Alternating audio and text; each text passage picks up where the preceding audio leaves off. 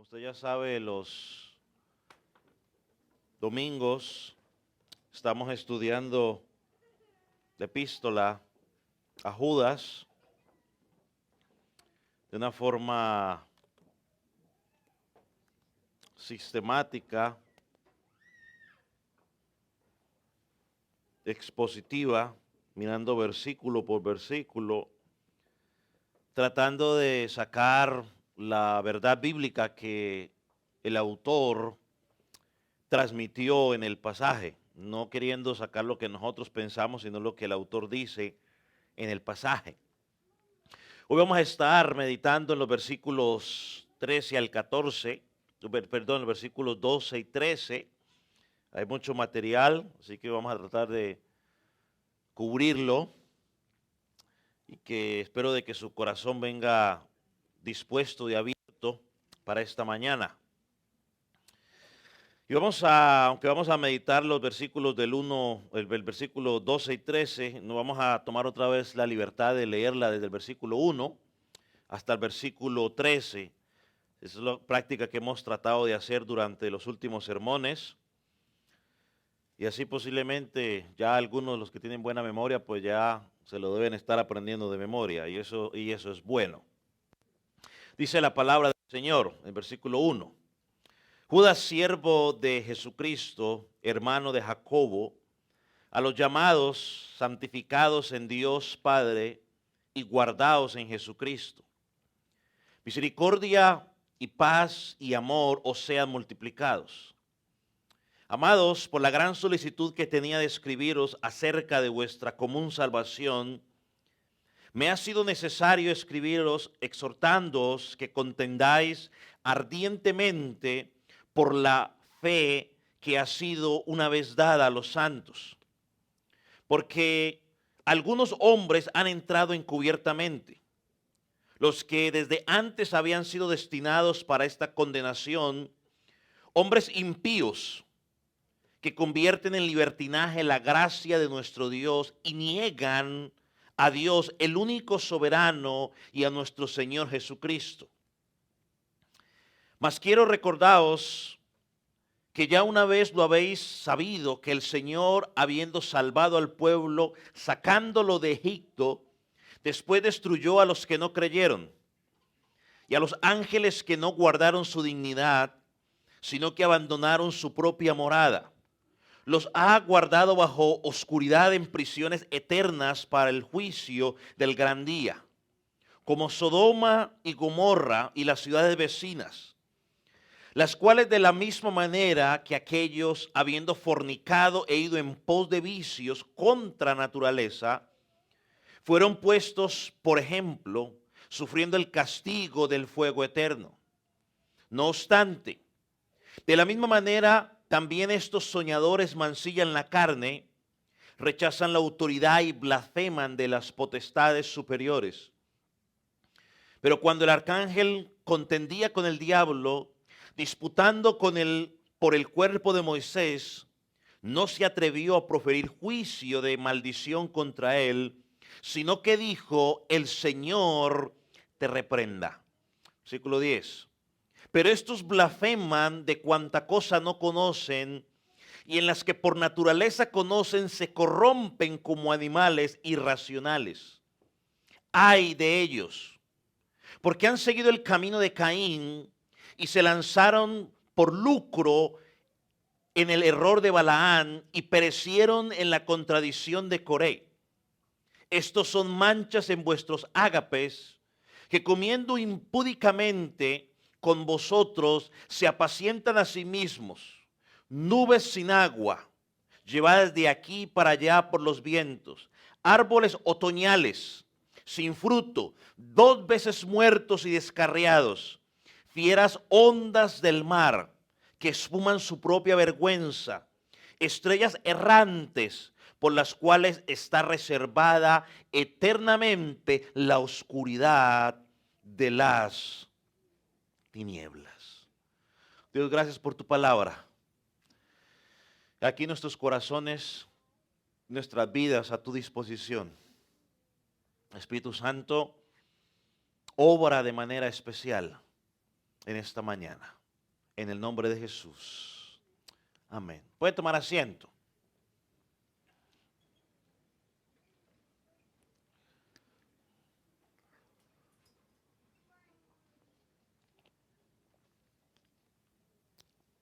Podemos decir que desde el versículo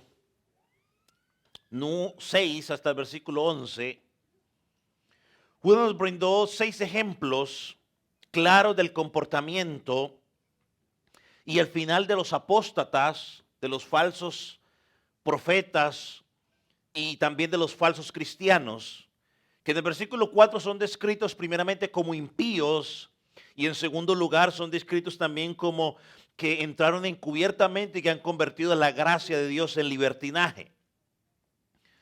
Cantan con nosotros, se congregan con nosotros, pero al final de sus vidas escucharán las palabras del Señor Jesucristo en Mateo 7, apartaos de mí, nunca os conocí, hacedores de maldad. En estos 6 ejemplos que ya estudiamos, de forma general lo mencionaremos: la incredulidad de Israel, la maldad de los ángeles, la corrupción sexual de Sodoma y Gomorra y sus ciudades vecinas. Luego hablamos de 3 ejemplos más particulares, personajes específicos que representan una cantidad de personas que están en las congregaciones, que como Caín conocen de la Biblia, pero hacen lo que les da su soberana voluntad. Que como Balaán solamente están interesados en los lucros o en el bienes materiales, y como Coré, que están rebeldes contra la autoridad impuesta por Dios, insatisfechos con lo que Dios les ha dado. Y dice Judas, serán condenados como impíos porque tomaron la gracia de Dios y la convirtieron en libertinaje. Así que estos ejemplos nos ayudan a examinar nuestra vida para mirar cómo estamos viviendo, para mirar si de pronto tú y yo somos esos apóstatas, esos falsos cristianos que estamos dentro de la iglesia y clamamos para que, o seguimos predicándoles el evangelio si habemos algunos dentro de nuestra congregación, para que, como Pablo le dijo a Timoteo, quizás un versículo que algunos no han leído, no les gusta mucho, pero oramos y predicamos su palabra para ver si tal vez, como dice la traducción lenguaje actual, tal vez Dios les dé la oportunidad de arrepentirse y de conocer la verdad. Y esa es mi oración hoy para ti esta mañana que no has llegado a Cristo en fe. Mi oración es que Dios te pueda quitar esa venda y te conceda la oportunidad de arrepentirte, de conocer la verdad. Ahora, en los versículos que vamos a estudiar el día de hoy, Judas presenta unas metáforas para ilustrar o para describir la actitud de estos hombres, o para tratar de describir algunas verdades espirituales, lo mismo que Jesús hizo con las parábolas, ¿no? Historias que ilustraban verdades espirituales. En los Salmos también lo encontramos. Así que Judas sigue también ese mismo patrón. Y estos 5 metáforas, usando, digamos, fenómenos naturales, habla primeramente de las manchas, segundo de nubes sin agua, árboles otoñales sin fruto, fieras ondas del mar y estrellas errantes. Así que con la ayuda del Espíritu Santo vamos a tratar de meditar en cada una de ellas. En la primera, y esperando que Dios nos dé la capacidad de comprenderlas. En el versículo 12 encontramos la primera, manchas. Dice el versículo 12, estas son manchas en vuestros ágapes, que comiendo impúdicamente con nosotros se apacientan a sí mismos. Judas los llama manchas en vuestros ágapes. ¿Qué son las manchas? Bueno, es un término que era usado para describir suciedad que cubría algún objeto. Estas manchas arruinaban la apariencia del objeto o de la persona. En el pasaje paralelo que encontramos en segunda de Pedro, capítulo 2, versículo 13, no tiene que buscarlo, Pedro los identifica allí como suciedad y mancha. Y el vocablo original para esta palabra mancha en griego es escollos. Escollos también puede referirse como a arrecife oculto o obstáculo peligroso.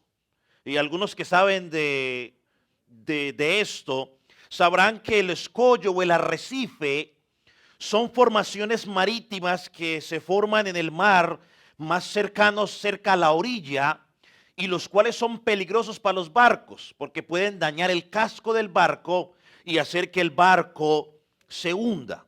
Entonces Judas, tanto Judas como Pedro, nos están diciendo que las manchas o los arrecifes o escollos que Judas identifica en este pasaje son los herejes o los falsos cristianos que se involucran dentro de la iglesia local para causar daño. Ahora, aquí hay una palabra que algunos estarán preguntando. Bueno, dice, son manchas en vuestros ágapes. ¿Qué son los ágapes que Judas menciona en este pasaje? Los ágapes eran fiestas de amor fraternal. ¿Qué era una fiesta de amor fraternal? Era una comida comunitaria que hacían los cristianos primitivos, que la celebraban en relación con los cultos que ellos hacían, con el propósito de promover y manifestar el amor fraternal entre ellos. Era una comida parecida quizás a las que nosotros normalmente hacemos, que la celebraban en el día del Señor, o sea, el domingo. Los creyentes se reunían, adoraban juntos, estudiaban las escrituras, participaban de la cena del Señor y después expresaban una comida de amor fraternal o amor mutuo entre ellos. Dice que con el tiempo esta comida comenzó a ser abusada al punto de que los falsos maestros, los falsos cristianos empezaron a involucrarse. Y creo yo que en Primera de Juan, capítulo 11, o creo yo, no, los estudiosos también, que en Primera de Corintios, capítulo 11, cuando el apóstol Pablo está hablando de los abusos de la cena del Señor, se estaba refiriendo a esto, que estos hombres se habían involucrado en estas fiestas de amor que ellos hacían, y dice Pablo en Corintios que mientras unos comían, se llenaban, otros aguantaban, otros se volvían borrachos, y esa es la corrección que Pablo está haciendo en los abusos de la cena del Señor allá en Primera de Corintios capítulo 11. Así que a los apóstatas les gusta filtrarse en estas fiestas de amor para satisfacer sus apetitos físicos, pero con la idea de destruir la unidad y la armonía de la iglesia. Con estas fiestas de amor siempre hay un riesgo de que la iglesia se convierta en un lugar donde solamente se hacen actividades para mantener el amor, actividades muy bonitas donde convertimos a último lugar la iglesia del Señor en un club social, donde yo voy a socializar y no donde yo voy a brindar amor o donde yo voy a adorar el nombre del Señor. Así que como iglesia debemos preguntarnos si nuestras reuniones congregacionales o personales, es decir, cuando usted hace alguna actividad en su casa, están reflejando estas reuniones que tenía la iglesia primitiva. ¿Cómo eran esos ágapes de ellos? Esas fiestas de ágape. Bueno, había un interés genuino de los unos por los otros. ¿Cómo eran sus conversaciones? Bueno, sus conversaciones eran conversaciones que se edificaban como cristianos. Había edificación. El centro de esas conversaciones o el centro de esos ágapes era Jesucristo, para que Cristo fuera glorificado, ¿no? Esa era la idea original. Luego se fue torciendo y Pablo tiene que corregir eso en 1 Corintios 11. Estos ágapes eran reuniones para celebrar juntos las bendiciones que habían recibido de parte de Dios.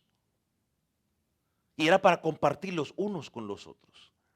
Pero estos falsos maestros habían infiltrado Y como dice Pablo en Timoteo o en Filipenses, su interés era personal.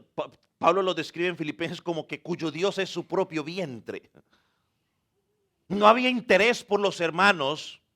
Lo que había interés era por saciarse ellos, por destruir la unidad. Y si yo como y él no ha comido, pues ¿qué importa? Con tal de que yo esté satisfecho.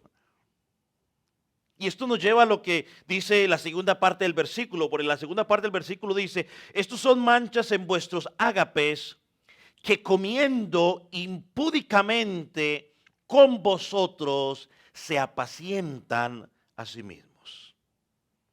Judas lo que dice es que estos falsos maestros, falsos cristianos, eran capaces de estar comiendo con ellos mismos, pero que su interés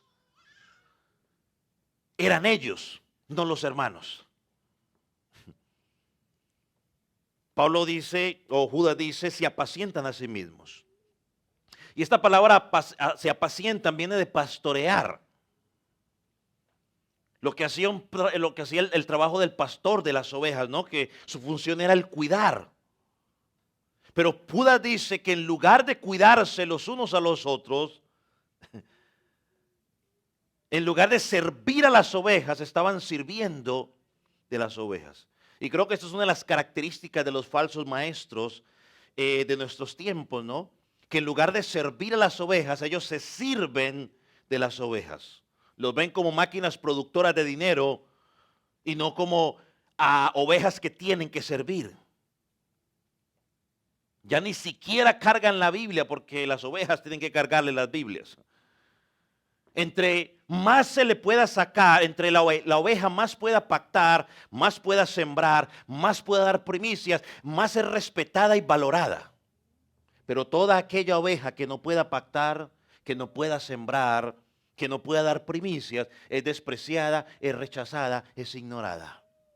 ¿Sabe cómo lo traduce la Nueva Traducción Viviente estos versículos allá en Judas?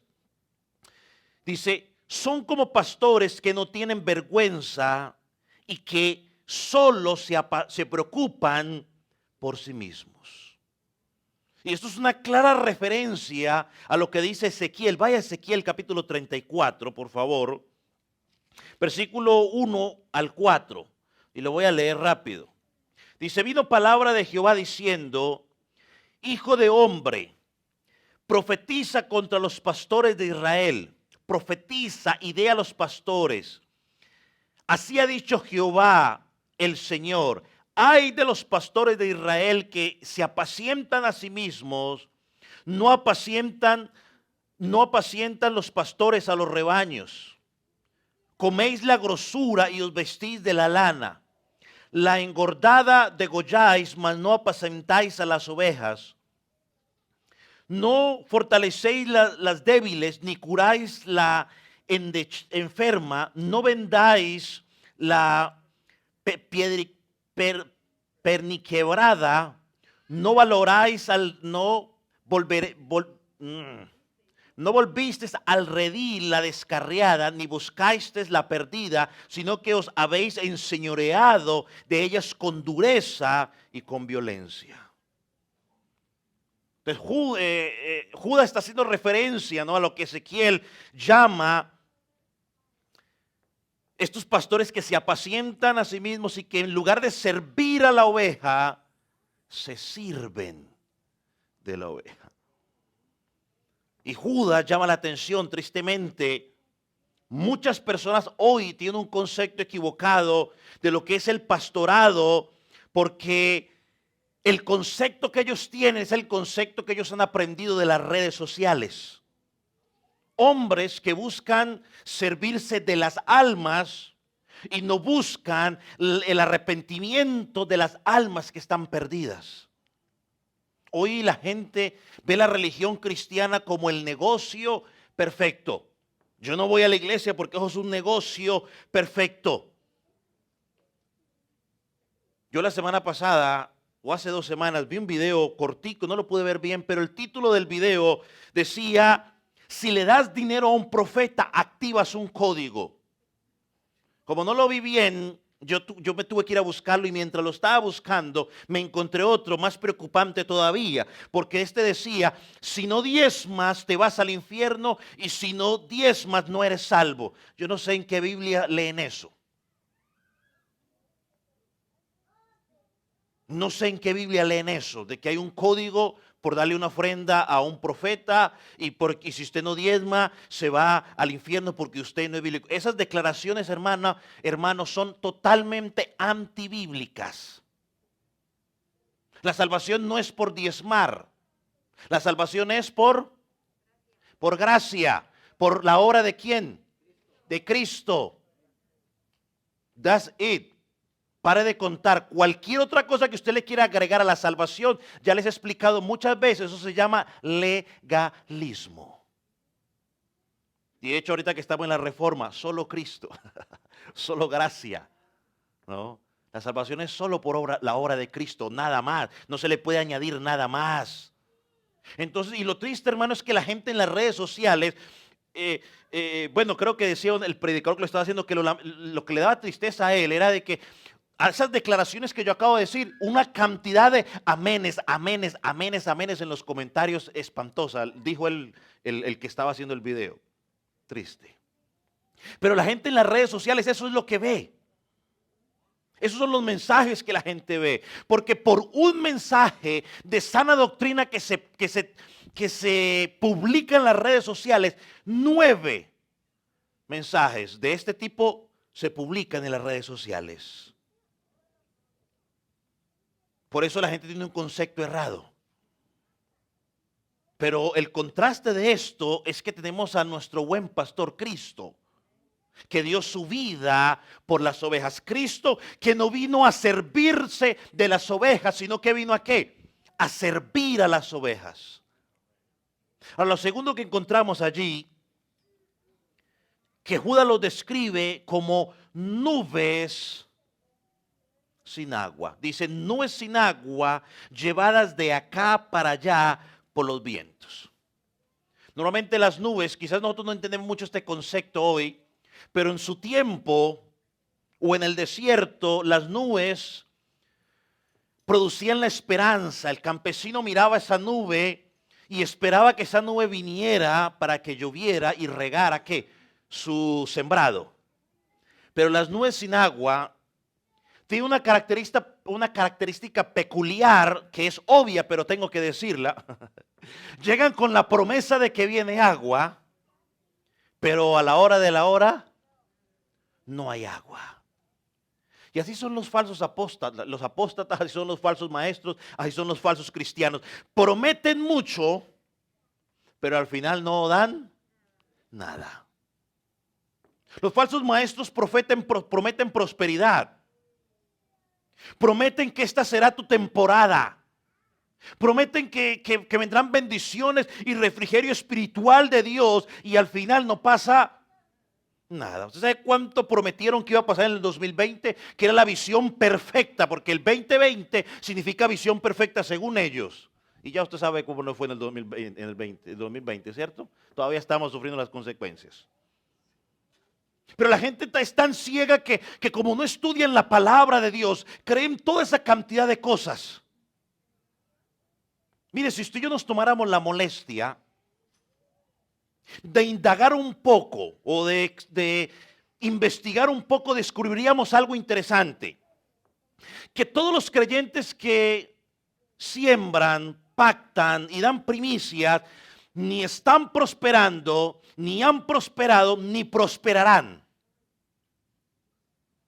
Pero cuando usted examina la vida, el único que ha prosperado, que está prosperando y seguirá prosperando, es el engañador que recibió la semilla, que recibió el pacto y que recibió la primicia de la oveja.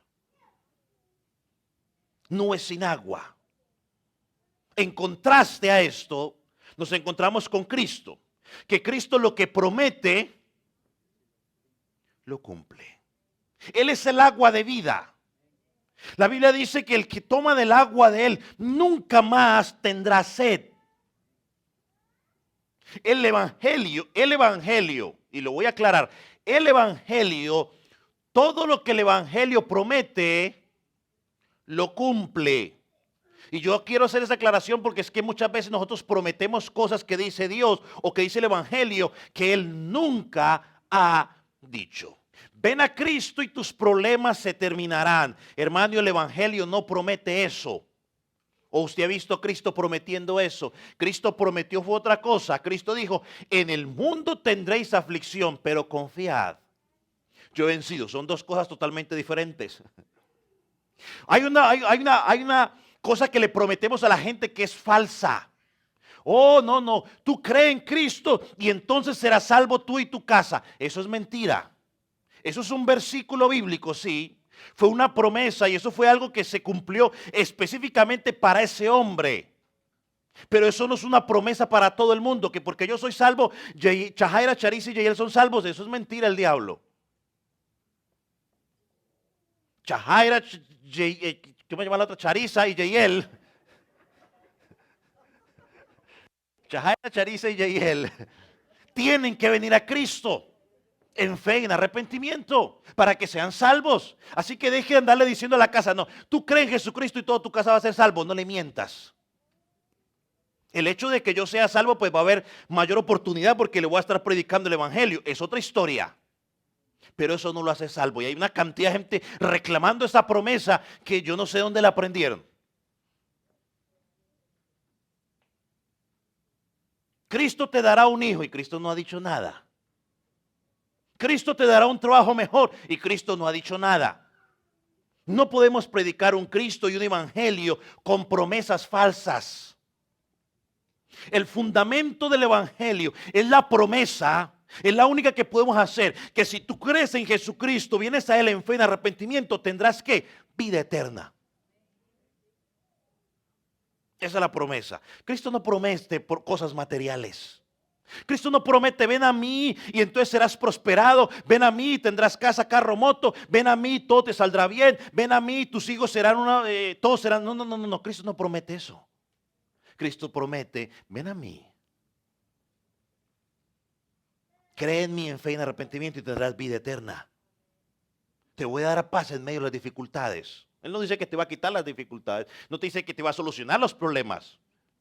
Puede que te sane como puede que no te sane. Puede que te sane como puede que te diga, bástate de mi gracia porque mi poder se perfecciona en la debilidad. Puede ser que tengas buen dinero como puede ser que no tengas dinero. Pablo dijo, yo he aprendido a estar contento en cualquiera que sea mi circunstancia. En escasez como en abundancia. Pero los herejes son abundantes en muchas palabras, pero no presentan nada que sea fundamental para el evangelio. Por eso Judas los llama nubes sin agua, llevados de acá por allá por los vientos. Mire, yo sé que usted no escucha ese tipo de predicadores, pero si usted hace el ejercicio y los escucha y usted saca todas las mentiras o profecías que hacen y después usted trata de buscar qué enseñan de la Biblia, usted encuentra que no hay nada de la Biblia. Yo tristemente tuve la desgracia, porque es una desgracia un día de escuchar a una situación. Me acuerdo más de las 12 falsas profecías que dijo que lo que enseñó. Creo que, ni me acuerdo que era lo otro que hablaba. Pero se me quedaron marcadas más las 12 profecías falsas que dijo.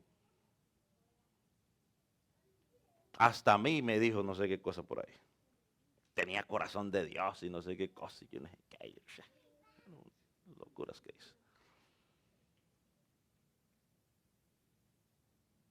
Y sabe, Judas dice, son llevados para allá y para acá por los vientos. ¿Sabe que es una de las características de los falsos profetas, de los falsos cristianos? Hermano, que por su falta de conocimiento bíblico son arrastrados por las diferentes corrientes que surgen día tras día. Son arrastrados por todo lo nuevo que sale, por todo lo que está de moda, no todo lo que es moda cristiana, van siendo arrastrados. Los inconstantes son arrastrados. Los creyentes verdaderos no. Son llevados de aquí para allá. ¿Por qué? Porque el Espíritu Santo de Dios nos guía a toda verdad. ¿Y cómo lo hace? ¿Cómo nos guía la verdad? Por medio de la palabra. Yo lo dije el miércoles en el estudio bíblico y hoy lo voy a volver a repetir porque creo que no le hace daño escucharlo una vez más. Pero ¿sabe la razón principal por la cual muchas personas Tienen información equivocada acerca de Jesús. ¿Sabe por qué es? Porque no examinan la fuente adecuada de información de Cristo. Y es la palabra de Dios. Por eso son arrastrados.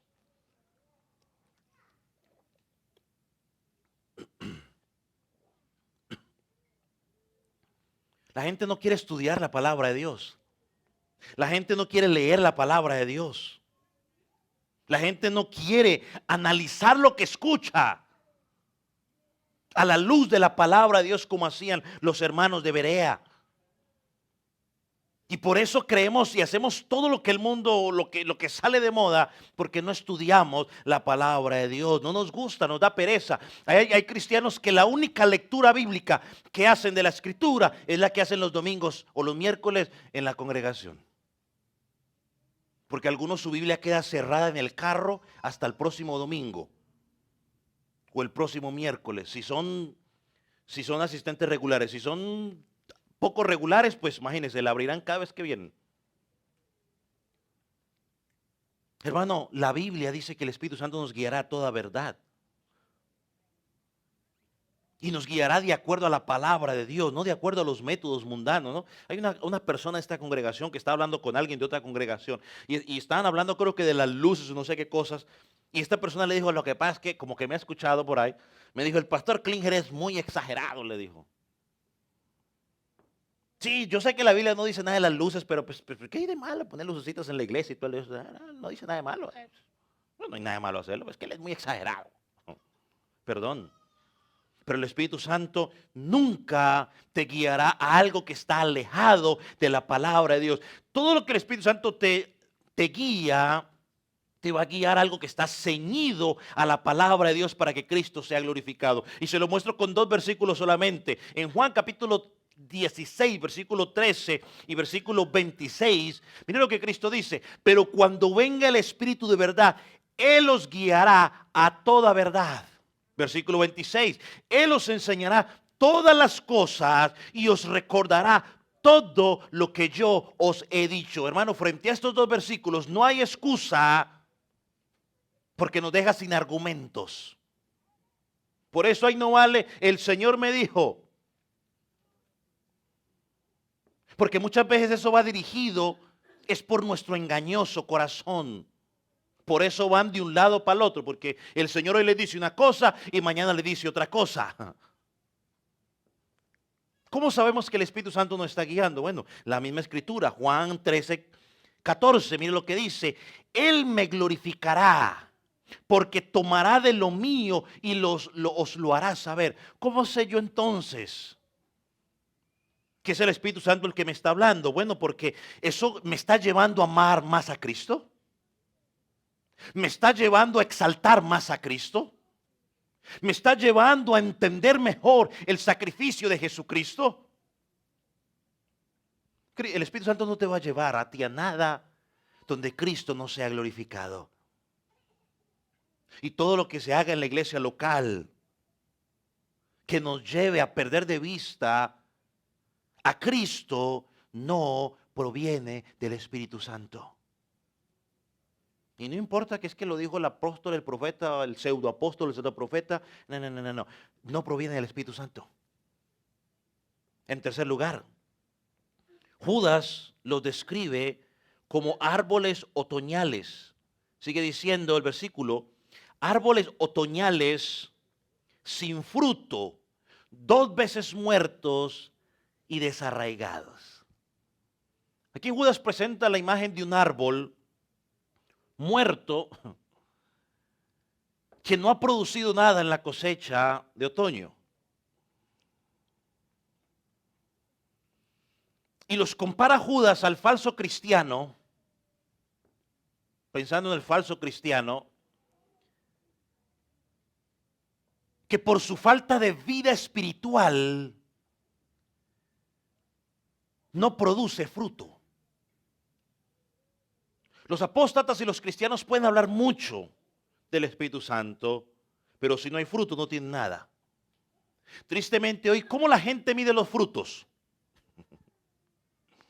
Por la cantidad de seguidores que tenga en las redes sociales. por la cantidad de personas que se reúnen en los templos, por las personas que según ellos son sanadas en sus eventos de sanidad que ellos hacen. Hermano, los frutos no se miden por la cantidad de gente. Los frutos no se miden por refiriéndose supuestamente a las cantidades de sanidades que ellos hagan. Eso no se mide por eso. Juan 15, versículo 16. Dice que Cristo nos eligió a nosotros para llevar fruto y que nuestro fruto debe ser permanente. A la contraposición de esto, Judas los presenta aquí como árboles otoñales que no dan fruto. Cuando usted va a leer el Salmo 1, un salmo muy conocido, dice que los justos, o sea, los verdaderos creyentes, serán como ¿qué? Como árbol plantado junto a corrientes de agua. Y como está plantado junto a corrientes de agua, recibe los nutrientes necesarios y por lo tanto dice el pasaje que da fruto como a su tiempo y su hoja no cae. Los malos, no pensando en el versículo pasado dicen que son arrebatados por el viento y son llevados de aquí para allá. Hermano, el deseo del verdadero cristiano es la foto que Cristo nos dejó. Cristo fue el único que se deleitó en la ley del Señor perfectamente y que dio fruto a tiempo. Y tenemos que aprender de Él. Y usted tiene que examinar y preguntar a su vida, bueno, ¿cuándo fue la última vez que usted se sentó a preguntar qué fruto estoy dando yo en la iglesia local?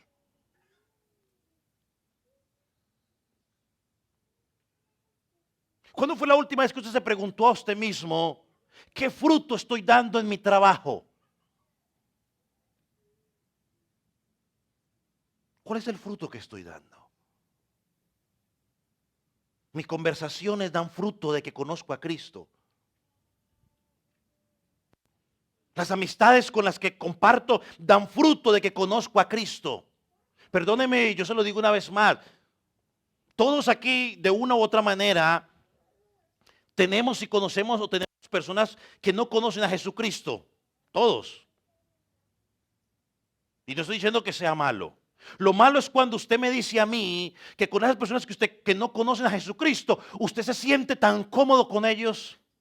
Ahí empieza la preocupación. Porque si yo me siento cómodos con ellos y ellos se sienten cómodos conmigo, hay algo que anda mal. ¿Yo me he adaptado a ellos o ellos se han adaptado a mí? Porque cuando usted comienza a hablarle a su compañero, amigo de Jesucristo, empiezan los problemas. Empiezan los problemas. Créame que a largo plazo, si usted sigue hablándole de Jesucristo y dando testimonio, empezarán las incomodidades. Pero cuando él cuenta un chiste grosero y usted se ríe con él, ¡juá, juá, juá, juá, juá, juá, juá, juá, juá, juá! Pero cuando cuenta un chiste grosero y usted le dice, hey, en mi presencia no diga esas cosas porque yo no las comparto, ¿usted cree que lo va a volver a contar? No. Y va a llegar un momento donde va a empezar a sentirse incómodo. Entonces, hermano, ¿estamos dando fruto con esas personas? Si su amigo del mundo se siente demasiado cómodo con usted, perdóneme, pero discúlpeme, usted no está dando fruto. Si su familia, que no es cristiana, se siente cómoda con usted, usted no está dando fruto. Porque Jesucristo dice o dijo que Él vino a traer aflicción, conflicto entre padre, hijo, hermanos. Es decir, que a la hora de yo predicar el evangelio con mi familia se va a sentir incómoda. Pero si mi familia le gusta compartir conmigo, no solo porque son familia, sino porque yo comparto con ellos todo lo que ellos hacen, tú no estás dando fruto. Perdóname, aunque vengas y cantes aquí, tú no estás dando fruto. Y es hora de dar fruto. Y fruto no es decirle, te invito a la iglesia. Fruto es dar testimonio allí. Fruto es, cuando llega la hora de comer, ¿qué haces? Da gracias, pero como está mi familia, pues no digamos nada. Y come como los patos. ¿Cómo come el pato sin orar? Sí. Pastor, pero es que usted es muy legalista, usted es muy extremista. Bueno, ahora soy extremista, legalista. Bueno, es obediencia a la palabra de Dios. Y mire lo que Judas dice sobre estos hombres. Aparte de que son frutos otoñales que no están dando fruto, así que examine su vida y pregúntese si está dando fruto con su familia, con sus compañeros de trabajo, aquí mismo en la congregación. Y miren lo que sigue diciendo. En estos lugares esté, Judas los llama 2 veces muertos y desarraigados. Los llama así primero porque no hay vida en ellos y como no hay vida en ellos no pueden dar fruto. Y en segundo lugar porque están descarriados, es decir, están perdidos. ¿Sabe qué dijo Cristo en Mateo 15:13? Dijo, toda planta que no plantó mi Padre Celestial será descarriada. Este pasaje le dará conflicto a algunos, pero eso es otro tema, no lo voy a tocar. Pero dice, toda planta que no plantó mi Padre Celestial será descarriada, desarraigada, será quitada. Hay mucha gente en las congregaciones que Cristo no ha puesto, que han llegado porque llegaron. Son los que al final les dirá, apartaos de mí, hacedores de maldad. O otra forma para que lo entienda, otra forma de ponerlo sería cizaña. La cizaña, que no fue la que plantó Dios, va a ser desarraigada. Por un tiempo parecían cristianos. Por un tiempo parecía que habían dejado el mundo. Pero eventualmente regresaron a donde eran. Los falsos cristianos, los falsos maestros, parecen vivos, pero en realidad, como dice el pasaje, están muertos. Son pura apariencia, por eso Judas los describe como que nubes sin agua y árbol sin fruto. ¿Sabe qué una aplicación que podemos sacar de este pasaje? Es que Judas nos dice que desde ya estos van a participar de la segunda muerte. ¿Cuál es la segunda muerte? Apocalipsis 21:8, mira lo que dice. Pero los cobardes, ahí está, los que no quieren orar porque la familia está ahí, que no quieren predicar el evangelio que por la familia, cobarde. El incrédulo, los abominables, los homicidas, los fornicarios, los hechiceros, los idólatras. Y a veces nosotros pensamos que idolatría es únicamente inclinarse en un Dios. De pronto el hijo es tu ídolo. Tu trabajo es tu ídolo. Tu casa es tu ídolo. Y todos los mentirosos, y los mentirosos también, sí, también, tendrán parte en el lago que arde con fuego y azufre, que es la muerte segunda. Va a haber una segunda muerte después de que usted muera físicamente. Pero en contraposición a esto, los verdaderos cristianos, los que han llegado a Cristo en fe y en arrepentimiento, los que miran solo a Cristo Jesús, ellos tienen una promesa gloriosa. Yo quiero que vaya a la búsqueda. Hay una promesa gloriosa, Apocalipsis 2:11. Algunos dirán que era para la iglesia, para esa iglesia. No, esa promesa es para la iglesia universal de Jesucristo. No de los últimos tiempos, no, porque esos son falsos, no es la iglesia universal de Jesucristo. O sea, toda la iglesia. Algunos dicen, es que ese mensaje era para Esmirna. No, para toda la iglesia. El que tiene oídos, que oiga lo que el Espíritu Santo dice a la iglesia. Dice, el que venciere, que dice, no sufrirá la segunda muerte. Amén. Alabado sea el Señor. ¿Ve el contraste, mis amados hermanos? ¿Ve la forma como proceden los falsos cristianos, los apóstatas? ¿Y cómo proceden los verdaderos cristianos de Jesucristo? 2 veces muertos. Nosotros no. Los verdaderamente salvos solo moriremos una sola vez. Es decir, vamos a sufrir la muerte física. Y pasa porque como hemos nacido 2 veces, nacimos físicamente y nacimos espiritualmente, viviremos para siempre con Cristo. Pero el falso cristiano, amigo, tú que eres un falso cristiano, que crees que eres cristiano porque asistes a una iglesia cristiana, que porque cantas con nosotros, o tú que no has venido a Cristo en fe en arrepentimiento, vas a morir 2 veces. Sufrirás la muerte física, que todos vamos a sufrir, a menos de que Cristo venga antes, y la muerte espiritual. Es decir, vas a estar separado eternamente de la vida que es Cristo. Si realmente has nacido de nuevo, no sufrirás la muerte segunda. Así que es el tiempo para examinar mi vida. ¿Realmente yo he nacido de nuevo? ¿Cuándo fue la última vez que usted hizo esa pregunta? ¿Realmente yo he nacido de nuevo? Oh, pastor, sí, yo nací de nuevo y no me ocupo de eso. ¿Cómo que no se ocupa de eso? El creyente tiene que estar examinándose constantemente. Realmente yo he nacido de nuevo. Y mire que no estoy diciendo si realmente repetiste la famosa oración de fe o la oración del pecador. Ni tampoco te pregunté si realmente aceptaste a Jesucristo en tu corazón, porque eso no tiene sustento bíblico. Te estoy preguntando la misma afirmación o el concepto que Jesucristo le dijo a Nicodemo. Nicodemo, necesitas nacer de nuevo.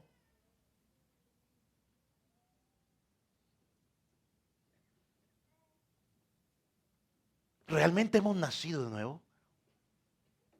¿Realmente hemos pasado de muerte a vida?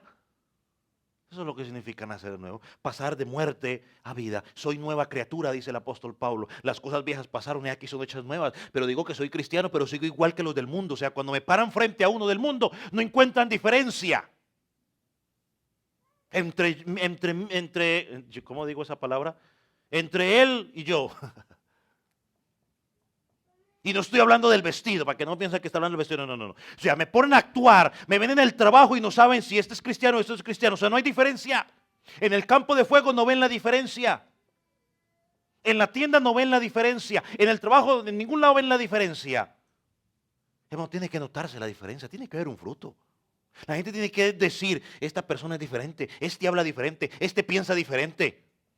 Este camina diferente. Y esa es la evidencia de que no es que usted vaya a la iglesia y cargue una Biblia. Si fuera así, pues, fácil.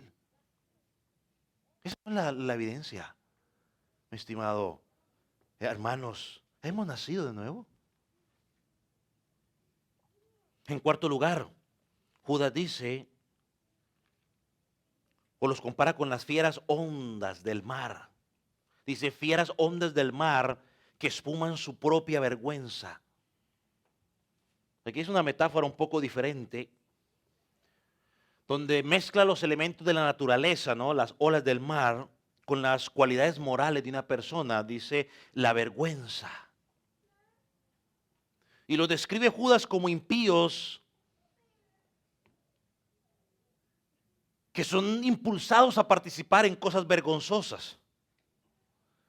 Son personas que no tienen reposo, que no tienen paz, que aparentemente aparentan tener paz, pero que internamente están siendo carcomidos por las situaciones en las cuales están viviendo. Pero un día su falsa confesión será evidenciada. Un día la falsa confesión será evidenciada. Y eso es lo que sucede con los apóstatas, con los falsos cristianos. Sus vidas inmorales un día saldrán a la luz. Usted escucha la cantidad de muchas veces, se ve más en los cantantes cristianos, que dicen que son cantantes cristianos, pero a largo plazo sale a la luz toda la verdad. Y así hay muchos en las congregaciones que podrán por un buen tiempo aparentar, servir en las congregaciones, hacer todo lo que lo que un creyente normalmente hace, pero a largo plazo sale a la luz. Ellos vuelven a su vómito, vuelven al lodo, como lo ejemplifica la palabra. En quinto lugar, dice el apóstol, o dice Judas, perdón, los pone como estrellas errantes. Versículo 13. estrellas errantes por las cuales está reservada eternamente la oscuridad de las tinieblas. No, mirando un poco de esto, las estrellas tienen una órbita definida. Eso ayuda al navegante, ¿no? Dirigirse porque sabe en dónde está, porque esa estrella pues siempre da ese recorrido, siempre sigue su ruta. Son útiles para los navegantes. Pero las estrellas errantes las ves una vez y luego no sabes en dónde van a estar, entonces no te sirven como una guía para dirigirte. Y dice el pastor John MacArthur que posiblemente esta expresión signifique un meteorito o una estrella fugaz. ¿Has escuchado hablar de las estrellas fugaces, no? ¿Cuál es la característica de la estrella fugaz? Aparece un rato, brilla y ¿qué pasa después?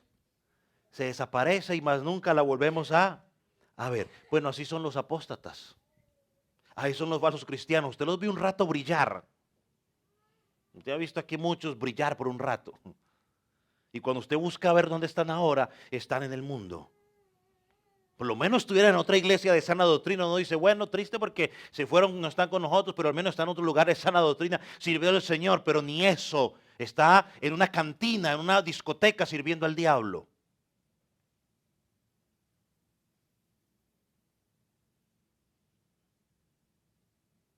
Y así hay mucho creyente hoy que vive en base a la moda cristiana. Se mueven no por convicción, sino por conveniencia, no por fundamento bíblico. Uno como cristiano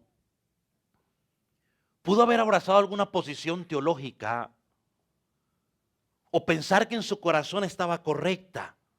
Pero a medida de que usted empieza a estudiar la palabra de Dios, se da cuenta de que quizás no era correcto y empieza a hacer los correctivos necesarios. Creo que eso nos ha pasado a muchos. En mi caso, un ejemplo de ello fue la famosa oración del pecador y decirle a la persona que acepte a Jesucristo en su corazón.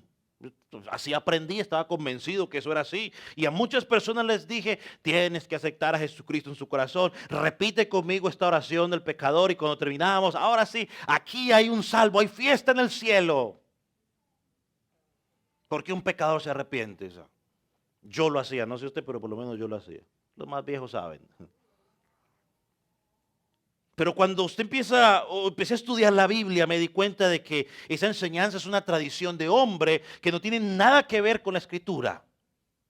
Que una cosa es confesar a Jesucristo con el corazón y otra cosa es abrir a Jesucristo el corazón. Dios no dice eso, ni pide eso. Cristo dice, arrepiéntete. Cristo dice, tienes que nacer de nuevo. Que a la gente hay que hablarles del nuevo nacimiento y que eso el nuevo nacimiento es pasar de muerte a vida. Significa de que toda la cochinada que hacías ahora ya no la puedes hacer. Que todas las prácticas que hacías tienes que dejarlas a un lado. Que todo lo que tú creías que era correcto tienes que dejarlo a un lado por empezar a caminar una vida recta, una vida diferente. Ese es el nuevo nacimiento. Y que el nuevo nacimiento, independientemente, yo no voy a entrar en el detalle, independientemente de cuando usted crea que pase, que sea antes o después, otro día hablamos de cuándo pasa, independientemente de cuándo cree usted que pasa el nuevo nacimiento, es una obra que solamente hace el Espíritu de Dios, no el hombre. Es una obra del Espíritu Santo. No es el hombre el que la hace. De los falsos cristianos, los apóstatas, son como esas estrellas fugaces o estrellas errantes. Usted hoy los ve y mañana no sabe dónde van a estar. Usted no sabe si mañana estarán en el templo o estarán en el mundo. No saben si hoy estarán en una iglesia o mañana estarán en otra iglesia. Porque es que hay otros que se la pasan de iglesia en iglesia. O sea, saltan de iglesia en iglesia. Que hoy me aburrí aquí y me voy para otra iglesia. No me gustó lo que dijo este pastor. Me empiezo a buscar una iglesia para aquí y para allá. Esa gente termina luego en el mundo. Porque es que uno como creyente tiene que estar plantado en una iglesia. Yo le pongo este ejemplo. Agarre una mata y plántela aquí, no sé. Y a los 15 días sáquela y plántela allá. Y a los 15 días sáquela y plántela allá. ¿Qué cree que va a pasar con esa planta a largo plazo? Gracias. Entendimos la ilustración, ¿cierto? Uno tiene que servir. Entonces, usted no sabe en qué iglesia estarán. No sabe qué doctrina van a abrazar el día de mañana. No saben qué moda van a abrazar el día de mañana. Y todo el que sigue ese camino fracasará de la misma manera que un navegante si está siguiendo a una estrella errante. No va a llegar a su final. En contraste a esto, el verdadero cristiano que seguimos a Cristo, Apocalipsis 22:16 describe a Cristo como la estrella resplandeciente de la mañana. Todo aquel que sigue a Cristo, todo aquel que su ancla es Cristo, como dice Hebreos 9:16, no hay quien lo mueva. No hay dificultad que pase en la iglesia o fuera de la iglesia que lo mueva. No hay falsa doctrina que lo mueva. ¿Y sabe por qué? Porque está anclado en Cristo. Yo lo digo una vez más, en las congregaciones, en toda congregación va a haber dificultades. ¿Por qué? Porque somos hombres y mujeres que vamos a fallar. En toda congregación. Si usted está buscando una congregación que no tenga problemas, pues no pierda el tiempo porque no va a encontrar. Y si por casualidad llega a encontrar una, no vaya, por favor, porque la va a echar a perder.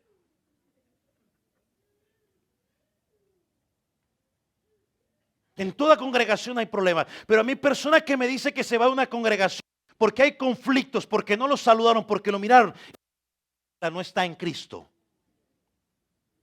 Porque si estoy anclado en Cristo, si tengo una dificultad, no importa, por muy grande que sea,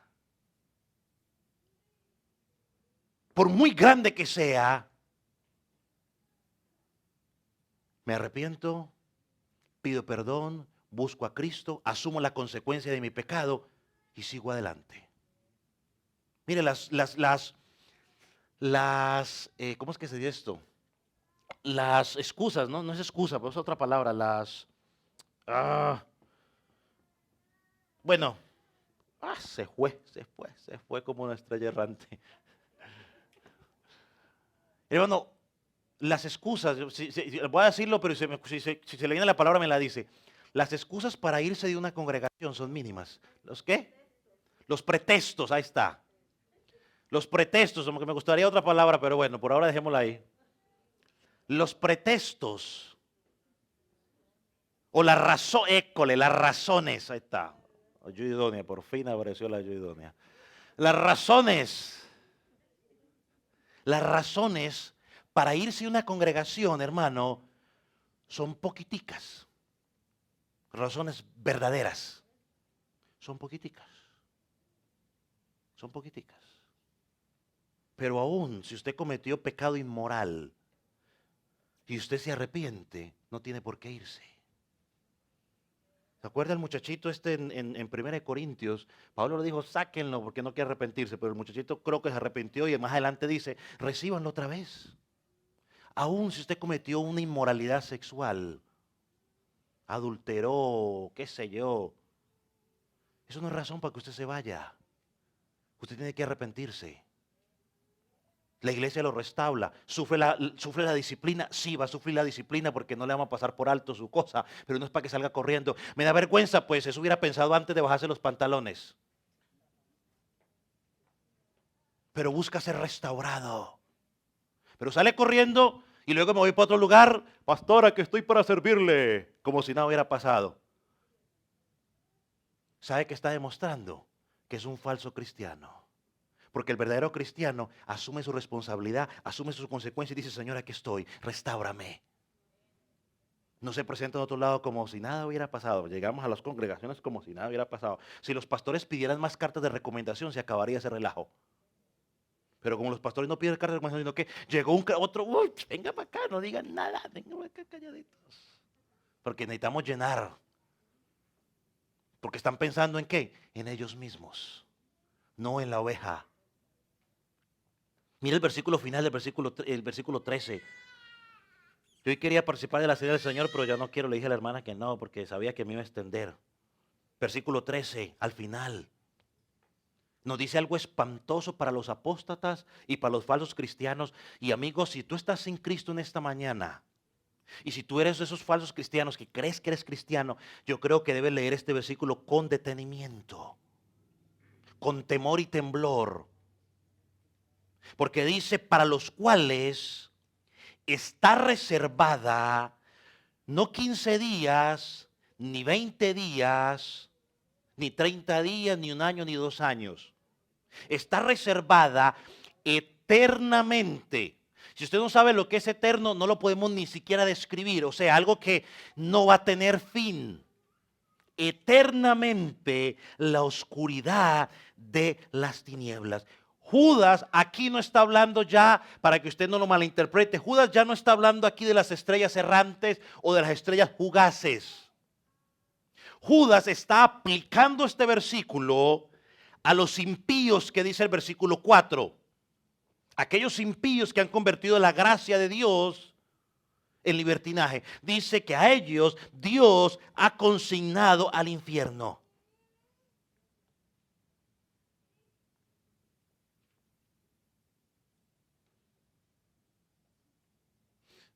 Y de ahora en adelante, si ha estado dormido durante todo el sermón, espero que se despierte ahora.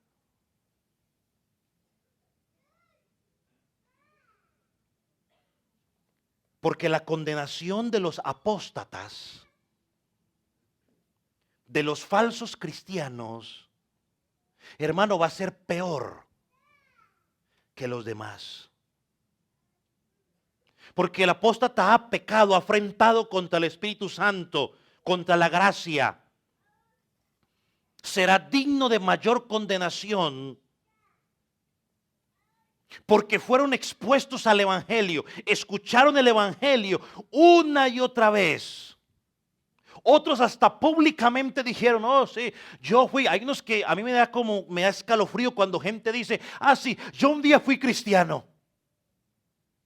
A mí eso me da cosa rara. De temor, de miedo, de no sé qué cosa. O sea, no sé ni describir el sentimiento que me da eso. Porque dicen que eran cristianos, que fueron cristianos, viven en el mundo con la vida feliz y están felices de la vida, como si haber sido cristiano y no estar en Cristo es como cuando yo digo estuve en el ejército y hoy no estoy en el ejército.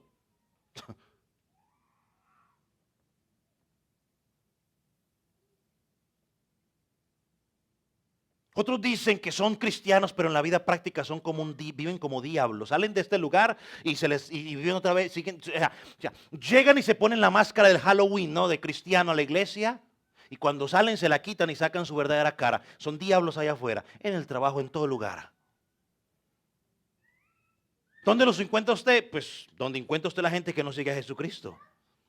¿Por qué? Porque el versículo 4 da la ilustración una vez más. Convirtió en la gracia en libertinaje. Vieron la luz.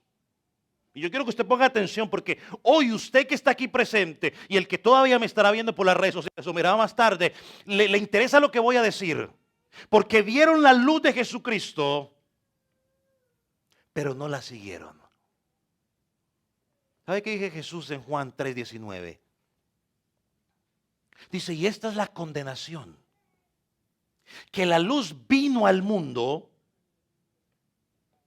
y los hombres que amaron más las tinieblas, amaron más su mundo, amaron más el baile, amaron más todo el desorden que el mundo ofrece,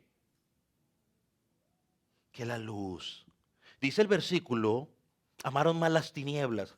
Y aquí dice, y como amaron más las tinieblas, que dice el versículo en Judas, como amaron más las tinieblas, que está reservado para ellos, la oscuridad de las tinieblas. Bueno, aman las tinieblas, bueno, vete eternamente a las tinieblas. Porque amaron más la luz, las tinieblas que la luz. ¿Por qué? Porque sus obras son malas. Yo sigo diciendo hasta que alguien me compruebe lo contrario. La gente no llega a Jesucristo, no es porque el pastor roba, no es porque el pastor esto, no es porque el pastor aquello, no es porque el hijo del pastor aquello, la esposa del pastor aquello, no es porque el hermanito tal, no es porque allí va alguien que me cae mal. No, la gente no viene a Cristo, no es por ninguna de esas tonterías. ¿Sabe por qué no viene a Cristo? Porque aman más el mundo. Porque ellos aman más la tiniebla. Y como aman la tiniebla, y la excusa perfecta es decir, no vengo por culpa del hermanito. Por eso no vengo. Porque hay mucho chisme, por eso no voy. Sí, siga mintiéndose a usted mismo. Tristemente tenemos que reconocerlo. ¿Dónde no hay chisme? Solo en el cielo. Pero en el trabajo hay chisme, en Walmart hay chisme, en Latinos, en todos lados hay chisme y ahí estamos contentos. El gimnasio es chisme. Mire, no ir a la iglesia porque hay chismosos o hay hipócritas es como no ir al gimnasio porque hay gordos.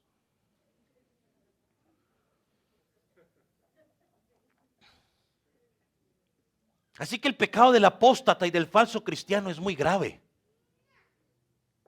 Y usted, niño, no sé, mayor de 6 años que ya estarán un poco más, niño, joven, adulto, usted que es expuesto al evangelio, usted que hoy que llegó hoy dijo, bonito día elegí para venir, pues bueno, por algo Dios lo trajo.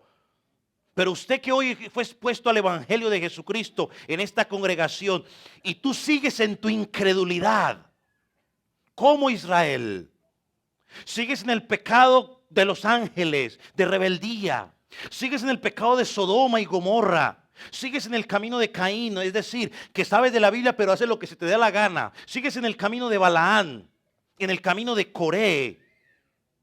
¿Sabe que todos los ejemplos que ya estudiamos y que mencioné tenían algo en común?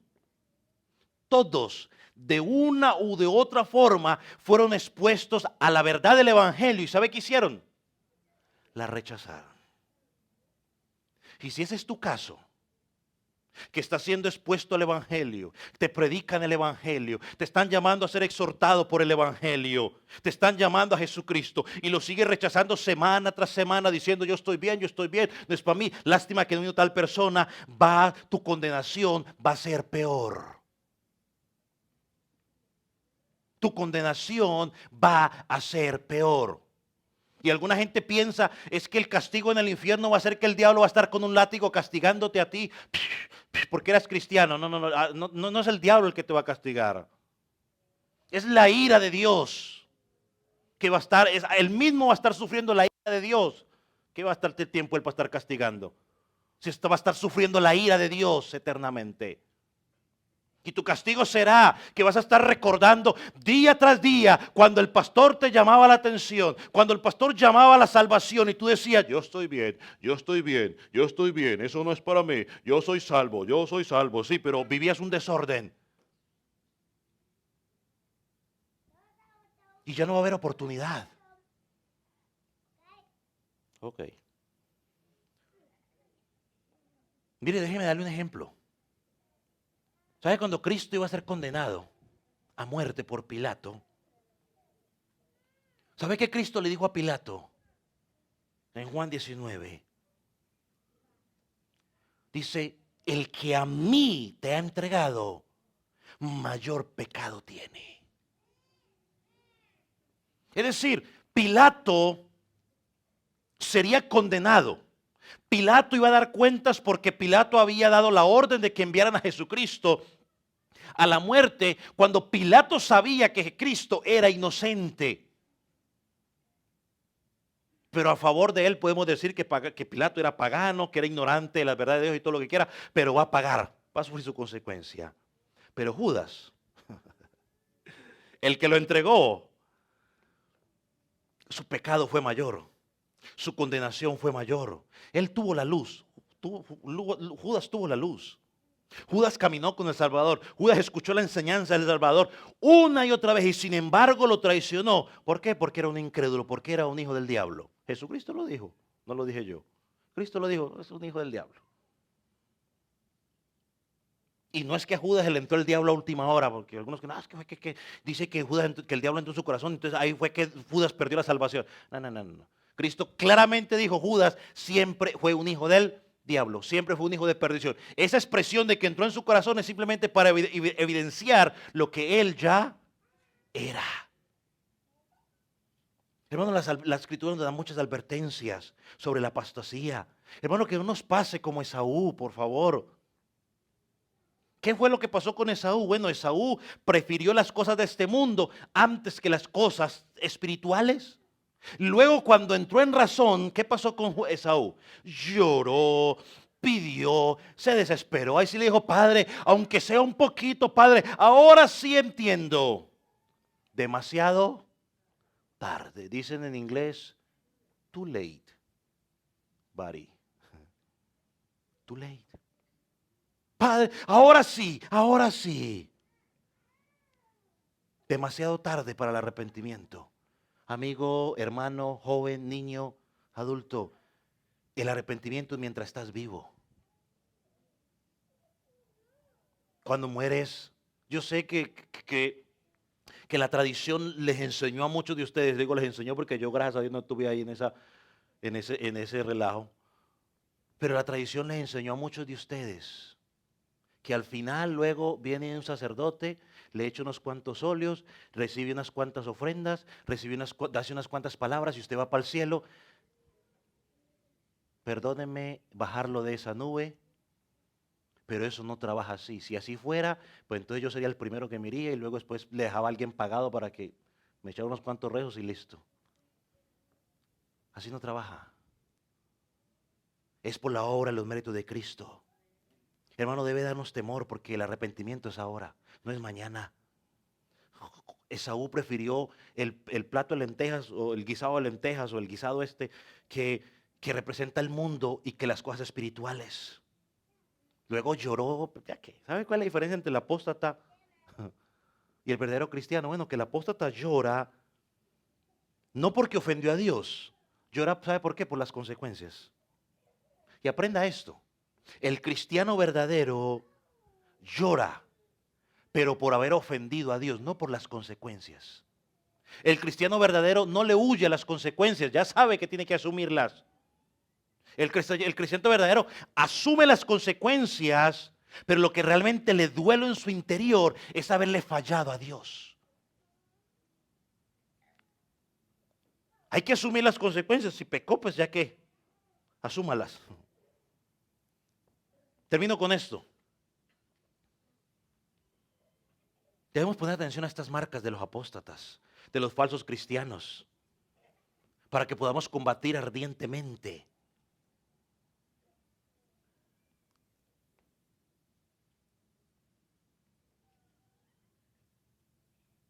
Si asistes a esta congregación, o si eres un simpatizante del evangelio, porque hay gente que le gusta las cosas cristianas porque le suenan, no, bonitas. Pero si tú no has puesto tu fe en Cristo para perdón de pecados, estás en riesgo de ser arrastrado por la apostasía y recibir la condenación eterna.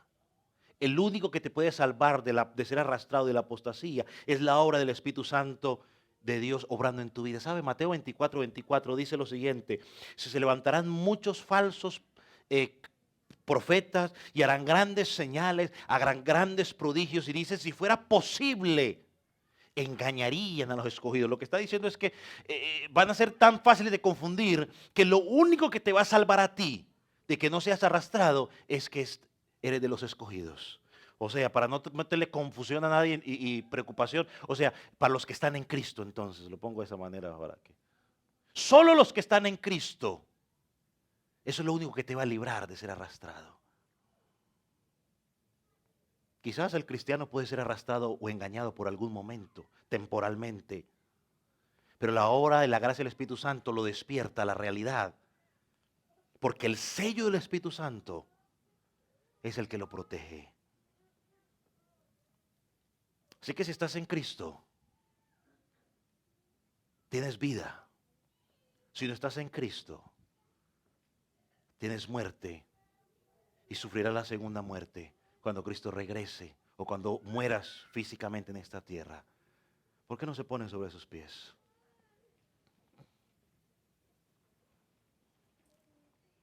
Yo quiero que examine su vida a la luz de lo que Judas dice aquí, estas 5 ejemplos o metáforas que Judas utiliza.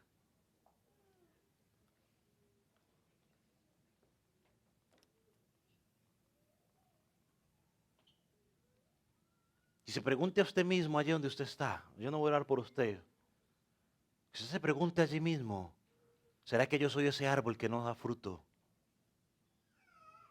¿Será que yo soy esa nube que promete y promete y no da nada? ¿Será que yo soy como esa estrella errante que quizás hoy estoy brillando, pero mañana no se sabe?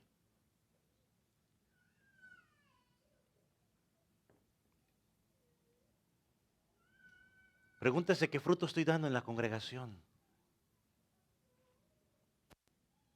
Soy de las personas en la congregación que los hermanos les gusta compartir conmigo porque siempre aprenden algo en mí, porque siempre tengo una palabra de edificación. O soy de los que no me gusta compartir con nadie.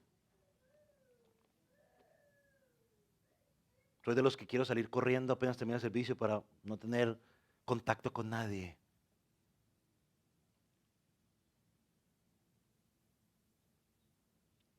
Soy de los que todo lo que veo en las redes sociales me arrastra. Y hoy creo una cosa, mañana creo otra cosa.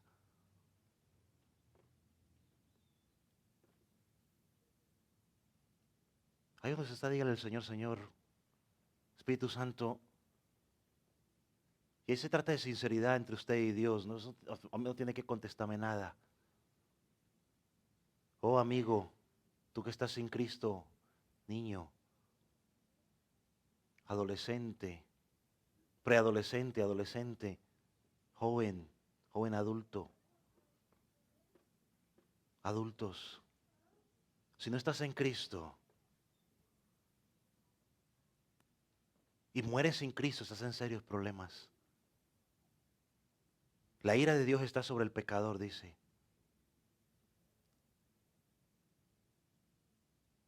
Y la santidad de Dios no puede resistir al pecado. Y no se trata de que salgas a portarte bien, porque su palabra dice que nuestras obras son trapos de inmundicia. Se trata de venir al único que puede salvar, al único mediador entre Dios y los hombres, Jesucristo. Tienes que venir a Cristo en fe y en arrepentimiento. Tienes que nacer de nuevo.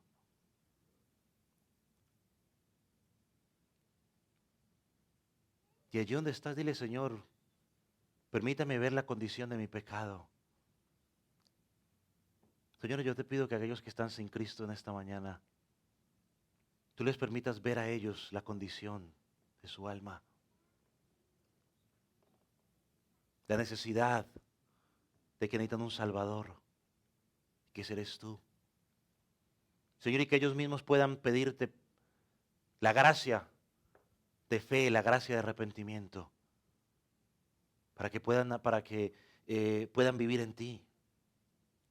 Obra en sus vidas, obra esa obra de regeneración que solo tú puedes hacer, Señor. Y a ti, amigo, que quizás eres ese falso cristiano, que tú te has convencido a ti mismo de que eres cristiano, pero en realidad cuando tú miras tu vida te das cuenta que no lo eres. No te engañes. Que tu forma de proceder, tu forma de pensar, no es la de un hombre o una mujer que conoce a Dios. Si ese es tu caso, dile al Señor allí donde tú estás, Señor, perdóname, porque me he engañado, porque estoy caminando en apostasía y no lo he querido reconocer.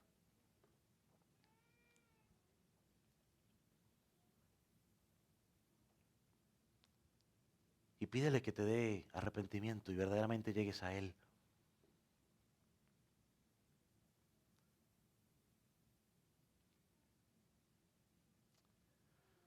Padre, tú conoces cada corazón, cada vida aquí presente, cada necesidad. Y es mi oración que tú hayas hablado a cada vida específica, a los que verdaderamente están en ti para afirmarlos, a los que no te conocen para que te conozcan, a los que están engañados, Señor, para que salgan de su engaño. Señor, pero lo más importante es clamo para que todos podamos llegar a ti, que podamos decir que nuestra vida está anclada en Cristo Jesús, que por lo tanto nadie nos puede mover.